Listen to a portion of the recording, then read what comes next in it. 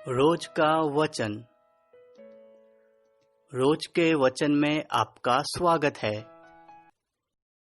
दिन 131। न्यायों की पुस्तक अध्याय 12।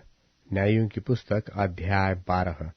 तब एप्रेमी पुरुष इकट्ठे होकर सापोन को जाकर इप्तह से कहने लगे कि जब तू अम्मोनियों से लड़ने को गया तब हमें संग चलने को क्यों नहीं बुलवाया? हम तेरा घर तुझ समेत जला देंगे। इप्तह ने उनसे कहा, मेरा और मेरे लोगों का अम्मोनियों से बड़ा झगड़ा हुआ था, और जब मैंने तुमसे सहायता मांगी तब तुमने मुझे उनके हाथ से नहीं बचाया। तब यह देखकर कि तुम मुझे नहीं बचाते, मैं अपने प्राणों को हथेली पर रखकर अम्मोनियों के विरुद्ध चला, और यहोवा ने उनको मेरे हाथ में कर दिया। फिर तुम अब मुझसे लड़ने को क्यों चढ़ाए हो?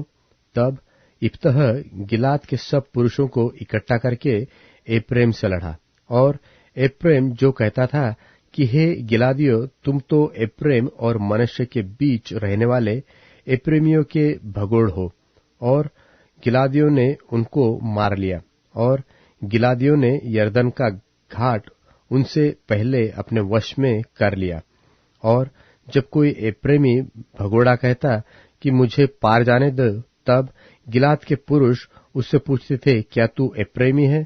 और यदि वह कहता नहीं, तो वे उससे कहते, अच्छा शिब्बोलेत कह, और वह कहता सिब्बोलेत, क्योंकि उससे वह ठीक बोला नहीं जाता था। तब वे उसको पकड़कर यरदन के घाट पर मार डालते थे। इस प्रकार उस समय 42,000 एप्रेमी मारे गए। इप्तह 6 वर्ष तक इस्राएल का न्याय करता रहा। तब इप्तह गिलादी मर गया, और उसको गिलाद के किसी नगर में मिट्टी दी गई। उसके बाद बेथलहेम का निवासी इबसान इस्राएल का न्याय करने लगा, और उसके 30 बेटे हुए, और उसने अपनी 30 बेटियां बाहर ब्याह दी थी, और बाहर से अपने बेटों का ब्याह करके 30 बहू ले आया, और वह इस्राएल का न्याय 7 वर्ष तक करता रहा। तब इबसान मर गया, और उसको बेथलहेम में मिट्टी दी गई। इसके बाद जुबलूनी एलोन इस्राएल का न्याय करने लगा, और वह इस्राएल का न्याय 10 वर्ष तक करता रहा। तब एलोन जुबलूनी मर गया, और उसको जुबलून के देश के अय्यालोन में मिट्टी दी गई। उसके बाद हिल्लेल का पुत्र पिरातोनी अब्दोन इस्राएल का न्याय करने लगा, और उसके 40 बेटे और 30 पोते हुए, जो गधियों के 70 बच्चों पर सवार हुआ करते थे। वह 8 वर्ष तक इस्राएल का न्याय करता रहा।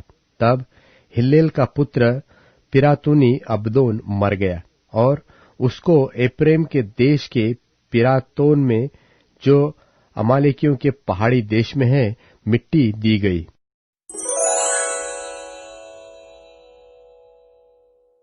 न्यायों की पुस्तक अध्याय 13। न्यायों की पुस्तक अध्याय 13। शिमशोन का चरित्र। और इस्राएलियों ने फिर यहोवा की दृष्टि में बुरा किया, इसलिए यहोवा ने उनको पलिश्तियों के वश में 40 वर्ष के लिए रखा।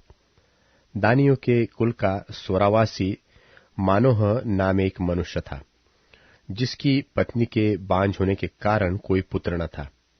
स्त्री को यहोवा के दूत ने दर्शन देकर कहा, सुन, बांझ होने के कारण तेरे बच्चा नहीं, परंतु अब तू गर्भवती होगी, और तेरे बेटा होगा।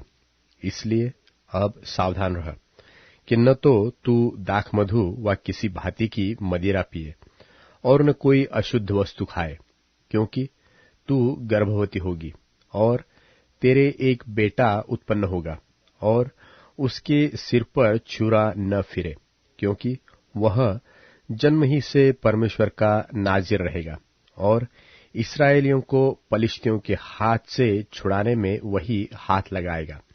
उस स्त्री ने अपने पति के पास जाकर कहा, परमेश्वर का एक जन मेरे पास आया था, जिसका रूप परमेश्वर के दूत का सा अति भय योग्य था, और मैंने उससे न पूछा कि तू कहाँ का है, और न उसने मुझे अपना नाम बताया, परंतु उसने मुझसे कहा, सुन, तू गर्भवती होगी और तेरे एक बेटा होगा। इसलिए अब न तो दाखमधु व किसी भांति की मदिरा पीना और न कोई अशुद्ध वस्तु खाना, क्योंकि वह लड़का जन्म से मरण के दिन तक परमेश्वर का नाजिर रहेगा। तब मानोह ने यहोवा से यह विनती की कि हे प्रभु, विनती सुन, परमेश्वर का वह जन जिसे तूने भेजा था फिर हमारे पास आए और हमें सिखलाए कि जो बालक उत्पन्न होने वाला है उससे हम क्या क्या करें। मानोह की यह बात परमेश्वर ने सुन ली। इसलिए जब वह स्त्री मैदान में बैठी थी और उसका पति मानोह उसके संग न था, तब परमेश्वर का वही दूत उसके पास आया। तब उस स्त्री ने झट दौड़कर अपने पति को यह समाचार दिया कि जो पुरुष उस दिन मेरे पास आया था उसी ने मुझे दर्शन दिया है। यह सुनते ही मानोह उठकर अपनी पत्नी के पीछे चला और उस पुरुष के पास आकर पूछा कि क्या तू वही पुरुष है जिसने इस स्त्री से बातें की थी? उसने कहा, मैं वही हूं। मानोह ने कहा, अब तेरे वचन पूरे हो जाए तो इस बालक का कैसा ढंग और उसका क्या काम होगा? यहोवा के दूत ने मानोह से कहा, जितनी वस्तुओं की चर्चा मैंने इस स्त्री से की थी उन सब से यह परे रहे। यह कोई वस्तु जो दाखलता से उत्पन्न होती है न खाए, और न दाखमधु व किसी भांति की मदिरा पिए, और न कोई अशुद्ध वस्तु खाए। जो आज्ञा मैंने इसको दी थी उसी को यह माने। मानोह ने यहोवा के दूत से कहा, हम तुझको रोक ले कि तेरे लिए बकरी का एक बच्चा पकाकर तैयार करे। यहोवा के दूत ने मानोह से कहा, चाहे तो तू मुझे रोक रखे, परंतु मैं तेरे भोजन में से कुछ न खाऊंगा, और यदि तू होमबलि करना चाहे तो यहोवा ही के लिए कर। मानोह तो न जानता था कि यह यहोवा का दूत है। मानोह ने यहोवा के दूत से कहा, अपना नाम बता, इसलिए कि जब तेरी बातें पूरी हो तब हम तेरा आदर मान कर सके। यहोवा के दूत ने उससे कहा, मेरा नाम तो अद्भुत है, इसलिए तू उसे क्यों पूछता है? तब मानोह ने अन्नबलि समेत बकरी का एक बच्चा लेकर चट्टान पर यहोवा के लिए चढ़ाया। तब उस दूत ने मानोह और उसकी पत्नी के देखते देखते एक अद्भुत काम किया, अर्थात जब लौ उस वेदी पर से आकाश की ओर उठ रही थी, तब यहोवा का दूत उस वेदी की लौ में होकर मानोह और उसकी पत्नी के देखते देखते चढ़ गया। तब वे भूमि पर मुंह के बल गिरे, परंतु यहोवा के दूत ने मानोह और उसकी पत्नी को फिर कभी दर्शन न दिया। तब मानोह ने जान लिया कि वह यहोवा का दूत था। तब मानोह ने अपनी पत्नी से कहा, हम निश्चय मर जाएंगे, क्योंकि हमने परमेश्वर का दर्शन पाया है। उसकी पत्नी ने उससे कहा, यदि यहोवा हमें मार डालना चाहता तो हमारे हाथ से होमबलि और अन्नबलि ग्रहण न करता, और न वह ऐसी सब बातें हमको दिखाता, और न वह इस समय हमें ऐसी बातें सुनाता। और उस स्त्री के एक बेटा उत्पन्न हुआ, उसका नाम शिमशोन रखा। और वह बालक बढ़ता गया, और यहोवा उसको आशीष देता रहा, और यहोवा का आत्मा सोरा और एश्ताओल के बीच महनेदान में उसको उभारने लगा।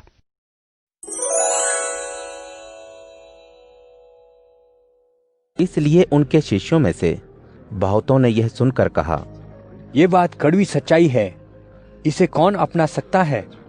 यीशु ने अपने मन में यह जानकर कि मेरे शिष्य आपस में इस बात पर कुड़कुड़ा रहे हैं, उनसे पूछा, क्या यह बात तुम्हें असहनीय लगती है?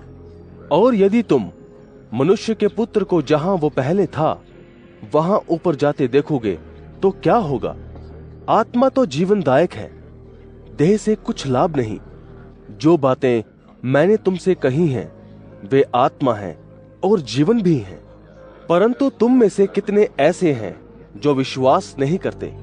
क्योंकि यीशु तो पहले ही से जानते थे कि जो विश्वास नहीं करते वे कौन हैं और कौन उन्हें पकड़वाएगा। उन्होंने कहा, इसलिए मैंने तुमसे कहा था कि जब तक किसी को पिता की ओर से ये वरदान ना दिया जाए तब तक वो मेरे पास नहीं आ सकता। इस पर उनके शिष्यों में से बहुत से वापस चले गए और उसके बाद उनके साथ न रहे। तब यीशु ने उन 12 से कहा, क्या तुम भी चले जाना चाहते हो? शिमोन पतरस ने उन्हें उत्तर दिया, प्रभु, हम किसके पास जाएं? अनंत जीवन की बातें तो आपके ही पास है, और हमने विश्वास किया और जान गए हैं कि परमेश्वर के पवित्र जन आप ही हैं। यीशु ने उन्हें उत्तर दिया, क्या मैंने तुम 12 को नहीं चुन लिया? तो भी तुम में से एक व्यक्ति शैतान है।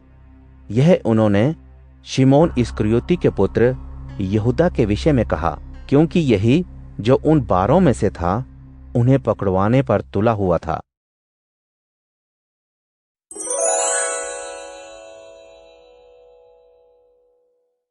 यूहन्ना अध्याय 7। इन बातों के बाद यीशु गलील में सेवकाई करते रहे, क्योंकि यहूदी उन्हें मार डालने की कोशिश कर रहे थे। इसीलिए वे यहूदिया में दिखाई नहीं देना चाहते थे। उन दिनों यहूदियों का मंडपों का पर्व निकट था। इसलिए उनके भाइयों ने उनसे कहा, यहाँ से यहूदी को चले जाइए, ताकि जो काम आप करते हैं उन्हें आपके शिष्य भी देखें। क्योंकि ऐसा कोई ना होगा जो मशहूर होना चाहे और छिप कर काम करे। अगर आप ये सब कर ही रहे हैं तो अपने कामों को खुले आम कीजिए। यीशु के भाई भी उन पर विश्वास नहीं करते थे। तब यीशु ने उनसे कहा, मेरा समय अभी तक नहीं आया है, परंतु सारा समय तुम्हारा ही है। संसार तुमसे दुश्मनी नहीं कर सकता, लेकिन वो मुझसे करता है, क्योंकि मैं उसके विरोध में ये गवाही देता हूं कि उसके काम बुरे हैं। तुम पर्व में जाओ, मैं अभी नहीं आऊंगा, क्योंकि अभी तक मेरा वक्त पूरा नहीं हुआ है। वह उनसे ये बातें कहकर गलील ही में रह गए। लेकिन जब उनके भाई पर्व में चले गए तो वहां वे खुलेआम नहीं, लेकिन दूसरे लोगों की तरह गए। वहां यहूदी यीशु को ये कहकर ढूंढने लगे कि वह कहाँ है। लोगों में उनके विषय में बहुत सी बातें होती रही थीं। कितने कहते थे, वे भला मनुष्य है, और कितने कहते थे कि नहीं, वे लोगों को भरमाता है। तो भी यहूदियों के डर के मारे कोई व्यक्ति उनके विषय में प्रकट रूप में नहीं बोलता था।